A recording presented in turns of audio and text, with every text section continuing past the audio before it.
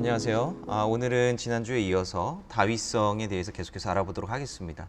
오늘은 다윗성에 있어서 가장 중요하고 또 재미있는 부분이라고 할 수 있는 히스기야 터널, 수로 터널입니다. 물이 흐르는 곳을 말하는데요. 이 수로 터널에 대해서 우리가 좀 알아보도록 하겠습니다. 옛날도 그렇고 지금도 그렇고 마찬가지입니다만은 사람이 살 수 있는데 가장 중요한 것이 바로 물입니다.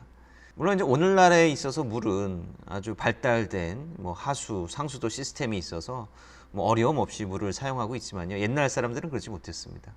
그리고 옛날 사람들은 또 전쟁에 오랫동안 시달렸기 때문에 전쟁통에 적들에 의해서 사방팔방 성이 포위당했을 때 물을 안정적으로 공급받을 수가 없었습니다. 식량이야 그렇다 치더라도 물을 하루라도 공급받지 못한다면 사람들이 살기에 굉장히 어려웠을 것입니다. 그렇기 때문에 적들이 사방팔방 포위해 있는 가운데에서 물을 안정적으로 공급받을 수 있는 그런 무언가가 필요했는데 그것이 바로 수로였다라고 하는 것이죠. 오늘은 바로 이 다윗성 내에 있는 이 수로에 대해서 우리가 함께 보도록 하겠습니다. 특별히 우리가 볼 것은 바로 히스기야 터널이라고 불리우는 수로 터널이 되겠습니다. 히스기야는 유다의 왕이었죠.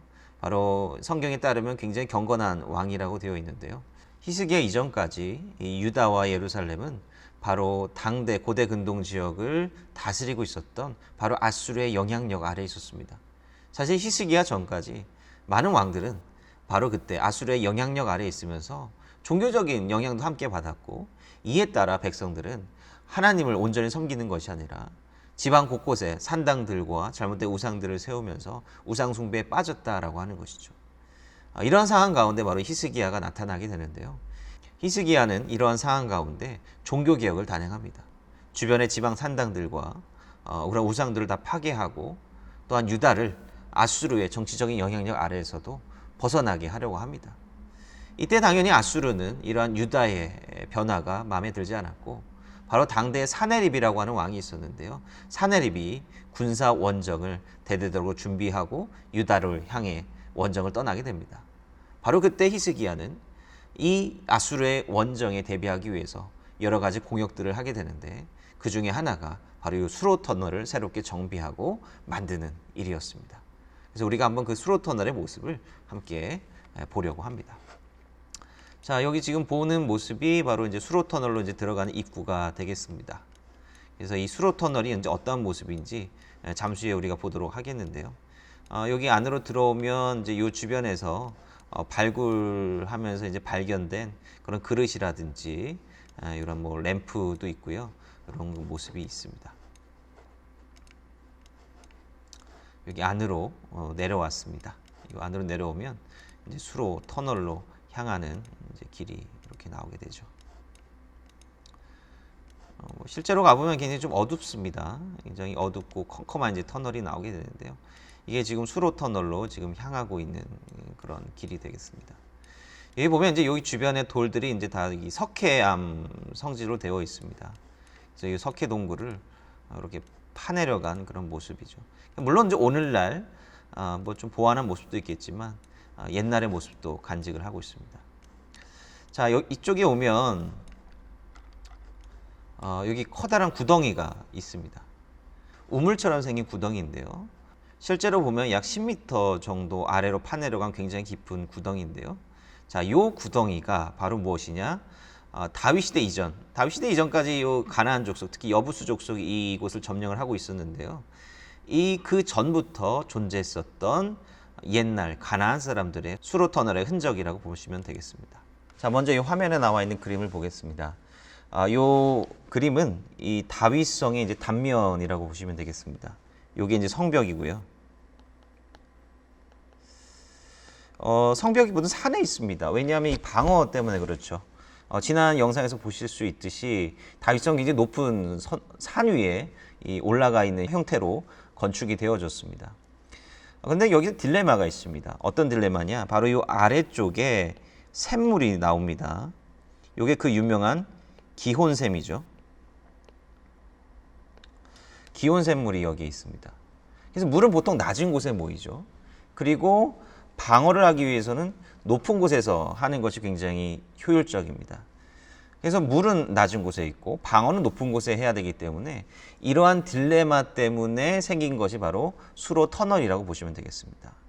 지금 이 그림에서 보는 수로 터널은 히스기야 터널이 아니라 바로 다윗이 예루살렘을 점령했을 때 그 이전부터 만들어진 터널, 그러니까 아마도 여부수 족속들이 만들었던 터널로 추정이 됩니다. 자, 이 터널의 원리를 한번 보겠습니다. 자, 여기 아래쪽에 바로 아까 말씀드린 대로 샘이 위치하고 있습니다. 그리고 이 샘은 바로 주변에 성벽으로 둘러싸여져 있어서 이렇게 보호되고 있는 것을 우리가 또 볼 수 있죠. 그리고 이 위쪽으로 올라가면 바로 성벽이 있습니다. 성벽 왼쪽이 바로 성벽 안이 되겠고 성벽 오른쪽이 당연히 성벽 밖이 되는 것입니다. 그래서 이 관건이 뭐냐면 이 밖에 성벽 밖에 있는 샘을 어떻게 성벽 안으로 끌어들일 것이냐라고 하는 것이죠. 그래서 당시 고대 사람들이 주로 많이 사용했던 수로 터널의 형식은 뭐냐면 바로 수직갱도의 방식입니다. 자, 여기 성벽 안에서 이렇게 수평으로 약간 밑으로 내려가죠.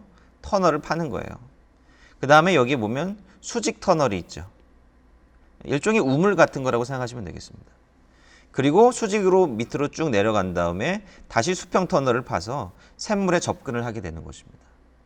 그래서 이 샘물이 흘러나와서 바로 이 수직 터널 쪽으로 흐르게 만드는 것이죠. 그래서 전쟁이 벌어진다 하고 적들에 의해서 사방팔방 포위된다 할지라도 바로 성벽 안에서 이러한 터널을 통해서 안정적으로 물을 공급받을 수가 있다라고 하는 것입니다. 그래서 이것을 바로 수직갱도 수로 시스템이라고 하는 말로 부르고요. 그다음에 영어로 이 수직갱도를 샤프트라고 하는데 특히 이 예루살렘 아래쪽에 있는 이 수직갱도를 옛날 영국군이 이곳을 점령했을 당시 공병 대장이었던 워렌이라고 하는 사람에 의해서 발견이 되었기 때문에 오늘날 이곳을 워렌 샤프트라고 부르고 있습니다. 그래서 지난 영상에서 이제 성경 구절을 말씀을 드리면서 이 견고한 예루살렘 성을 어떻게 점령할 수 있었겠느냐, 아마도 물길을 통해서 올라간 것 같다라고 제가 말씀을 드렸습니다. 그래서 성경에 나오는 물길이 아마도 이것을 말하는 것이 아니었겠느냐라고 하는 것이죠. 그래서 철저하게 방비되어 있는 이 예루살렘 성에 아마도 다윗과 그 수하들이 이 수로 터널을 발견하고 이 수로 터널을 통해서 몰래 예루살렘 성으로 들어가서 점령을 하게 된 것이 아닐까, 그렇게 생각을 해볼 수가 있겠습니다.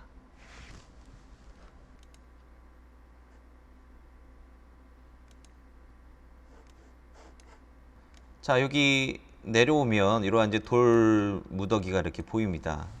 이거는 상당히 오래전에 찍은 사진 같은데요. 오늘날에는 이제 정비가 많이 됐어요. 이 돌 무더기가 뭐냐면 바로 이 성벽의 흔적입니다. 예. 이 성벽이 뭐냐? 바로 여기가 기온샘을 보호하는 성벽이라고 보시면 되겠습니다.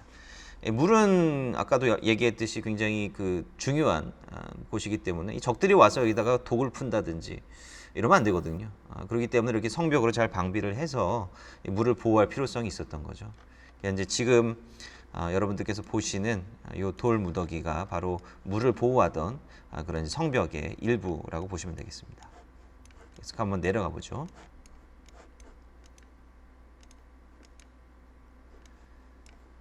자, 드디어 기온샘의 입구에 다 다다랐습니다. 자, 한번 우리가 지도를 한번 보도록 하겠습니다. 자, 예루살렘 성에서 발견되는 또 하나의 터널은 바로 이 히스기야 터널이 되겠습니다. 히스기야 터널은 이 히스기야가 건축을 했다라고 해서 붙여진 이름이 되겠고요. 아까 보았듯이 이 다윗성 이전에 존재했던 가나안 사람들, 여부수 족속이 만들었던 그런 터널은 우물과 같은 형식의 이 수직갱도를 파서 만든 그런 시스템이었다라고 한다면 히스기야는 지리적인 고도의 차를 이용해서 이 수평 터널을 만들었습니다. 지금 여기 보시면 여기가 기온샘입니다. 그리고 이제 예루살렘 남쪽, 이쪽이 이제 남쪽 방향이 되겠는데요. 이 남쪽 끝에 물들이 좀 모여 있지 않습니까? 여기가 어디냐? 그 유명한 실로암 연못입니다. 신약 성경에 보면 예수님께서 눈먼 병자를 고쳐주신 셈이 바로 이 실로암 연못이죠. 자, 이 실로암 연못은 굉장히 오래전부터 존재했었던 곳인데요. 바로 기온샘 물이 흘러서 바로 실로암 연못으로 흘러 내려갔었습니다. 자, 그런데 이 성벽, 예루살렘 성벽 바깥에 이 골짜기가 뭐라 그랬죠? 바로 기드론 골짜기라고 설명드렸습니다. 사실 이 기혼샘에서 나오는 물이 바로 이 기드론 골짜기로 흘러서 내려갔습니다. 그리고 아래쪽 실로암 연못으로 자연스럽게 모여들게 되었습니다. 그런데 히스기야 시대 때 그 전후로 해서 이 예루살렘 성벽이 굉장히 확장이 되었습니다. 그런 까닭에 이 확장된 예루살렘에 들어온 사람들을 수용하기 위해서 이 성벽도 자연스럽게 커지게 되었고 이 실로암 연못도 바로 이 성벽 안에 포함이 되었습니다. 그 지리상으로 보면 이쪽이 이제 높고요. 이쪽이 굉장히 낮아요. 예, 이제 이렇게 이런 식으로 생겼던 거죠. 그래서 이 기온샘 물의 샘을 파가지고 미세하게 이제 물을 높낮이를 만들어서 물을 이렇게 흘려 내려 보냈다라고 하는 거죠. 물을 그냥 반듯하게 내려 보냈으면 좋았을 텐데 이렇게 구불구불 파내려 가져 있습니다. 여기에 굉장히 중요한 비밀이 숨어져 있는데요. 아무튼 이렇게 구불구불 약 620m 정도 돼요. 약 620m 정도 되는 이 터널을 히스기야가 만들었던 곳입니다. 그래서 아수르 사람들이 여기를 사방팔방 포위한다 할지라도 바로 안정적으로 물을 성 안에서 공급받기 위해서 이런 수로 터널을 만들었다라고 하는 것이죠. 우리가 한번 그 수로 터널 안으로 계속해서 들어가 보도록 하겠습니다. 자, 여기가 이제 수로 터널로 들어가는 입구가 되겠습니다. 여기가 바로 이제 입구입니다. 굉장히 작은 입구입니다. 여기에 이제 남자 성인이 한 사람 이제 들어가기 간신히 이제 들어갈 수 있는 정도의 그런 크기라고 이제 보시면 되겠습니다. 자, 여기는 히스기야 터널 내부의 모습입니다. 지금 이제 들어가고 있는데요. 뭐 영상에서 잘 가늠이 될지 모르겠지만 여기는 성인 남자 한 사람이 간신히 들어갈 수 있는 정도의 크기가 되겠고요. 그 다음에 때로는 허리를 숙여서 지나가야 되는 구간도 있습니다. 그만큼 이제 작은 곳이었고, 물론 이곳이 사람이 지나가기 위한 터널은 아니고 물이 지나가기 위한 터널이기 때문에 그렇게 높이 만들 필요도 없었겠죠. 물론 이거는 사람의 손으로 만든 것입니다. 그러나 당시 여기는 3000년 전 시대이죠. 그때 이제 사람들의 어떤 신장이나 이런 것이 현대인들보다는 굉장히 작았기 때문에 그렇게 높이 팔 이유가 없었던 것이죠. 그래서 이렇게 좁디 좁은 터널을 만들었는데요. 아까 말씀드렸다시피 이 터널은 620m 정도 진행이 됩니다. 그리고 이제 물이 출렁출렁 거리고 있는데 이 물은 흐릅니다. 그래서 물이 흐를 때 물소리가 들리지 않게 해서 적들이 이 터널의 존재를 알지 못하게 하는 것이 이 공사 기술의 바로 관건이라고 보시면 되겠습니다. 그래서 오늘날 여기를 이제 지나가 봐도 물이 흐르는 것을 뭐 거의 느끼지 못할 정도로, 근데 분명히 이제 끝으로 가면 물이 흐르는 것을 볼 수가 있습니다. 그럴 정도로 굉장히 미세한 각도를 조정해서 만든 건데요. 그만큼 3000년 전에 불과하지만 그때의 기술력이 얼마나 이제 대단했는가, 그것을 이제 볼 수 있는 그런 대목이라고 볼 수 있겠습니다. 오늘은 예루살렘의 다윗성에 존재하는 수로 터널에 대해서 전반적으로 함께 살펴보았습니다. 다음 영상에서는 히스기야가 이 수로 터널을 파게 되었던 그 역사적인 정황을 함께 나눠보도록 하겠습니다. 이 히스기야가 이 터널을 판 것은 바로 아수르, 당시 대제국이죠. 아수르의 사내립의 침공에 대비하기 위함인데요. 이 침공의 의미가 갖는 것, 그리고 그 전쟁이 어떻게 끝나게 되었는가, 그리고 그 이면에 있는 하나님의 역사는 성경을 어떻게 이야기하고 있는가, 이것에 대해서 전반적으로 나눠보고 다윗성에 대한 이야기를 마무리해보고자 합니다.